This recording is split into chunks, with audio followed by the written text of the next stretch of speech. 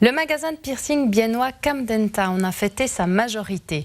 Pour marquer ses 18 ans d'existence, l'établissement a invité une personnalité assez rock'n'roll, le guitariste du célèbre groupe américain Kiss. Bruce Kulick a interprété quelques morceaux dans le cadre de cet anniversaire. Fred Warren faisait partie du public.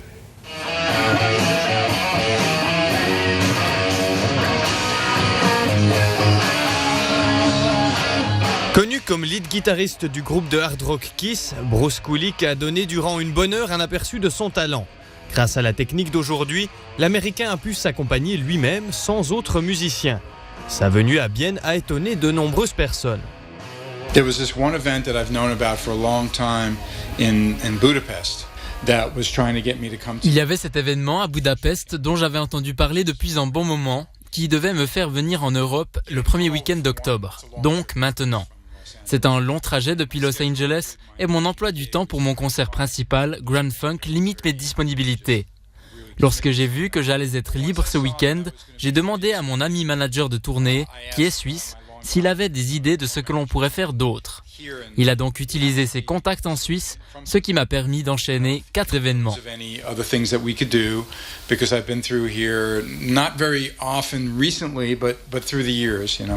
So he of course reached out to some of his contacts here in Switzerland, and so I was able to do have 4 events in a row. Camden Town a ouvert ses portes il y a 18 ans, soit juste après la légalisation des salons de piercing dans le canton de Berne. Mais les débuts ont tout sauf été roses. Le salon a été la cible de moqueries. Tout le monde nous ont dit ça va jamais marcher, tu verras, dans une année vous pourrez fermer et tout ça. 18 ans après on est toujours là, toujours plus grand. Et puis qu'est-ce qui va se passer dans 5 ans, 10 ans, on ne sait pas, on verra. On vit le jour au jour et puis voilà. Il faut bien imaginer qu'il y a 18 ans en arrière, on nous disait chaque semaine, mais cette mode elle va s'arrêter. Tu verras, la semaine prochaine, tu n'as plus de boulot. Mais c'est pas une mode, c'est une mode de style. Ça veut dire peut-être maintenant, c'est les lèvres qui vont marcher pour le moment, peut-être c'est le nombril, peut-être c'est le nez, peut-être c'est l'arcade. Ça change et c'est ça cette mode. Ou bien la couleur du bijou, ou la forme du bijou. Mais le piercing, il reste le piercing.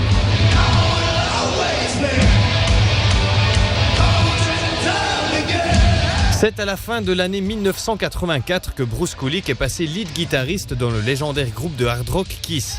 En 12 ans, le musicien américain y est devenu une superstar. Depuis lors, il est engagé chez une autre légende, à savoir le groupe Grand Funk Railroad. Le guitariste de 61 ans a malgré tout trouvé le temps pour faire une incursion à Bienne comme artiste solo, même s'il n'est pas un mordu de piercing. Pour un lead guitariste de rock'n'roll avec mon CV, on pourrait s'attendre à ce que je sois recouvert de piercing et de tatouages. Mais pas tout le monde qui fait de la musique est comme ça. Je ne suis même pas sûr si Brian May ou les Beatles en avaient. Après, c'est clair qu'il y a des gens comme mon ami John Corabi, avec qui je faisais des tournées, qui adorent ça. Je ne les juge pas, je ne suis pas à leur demander pourquoi ils portent des piercings. C'est très rock'n'roll, donc ça va. I don't judge them, and it's not I wasn't, at all like kind of like, why at a piercing studio? It's very rock and roll, and that's fine. Bruce Kulick a ravi le public présent avec son savoir musical et ses amusantes anecdotes. Le guitariste américain reste dans l'arc jurassien puisqu'il joue vendredi soir à la Chaux-de-Fonds.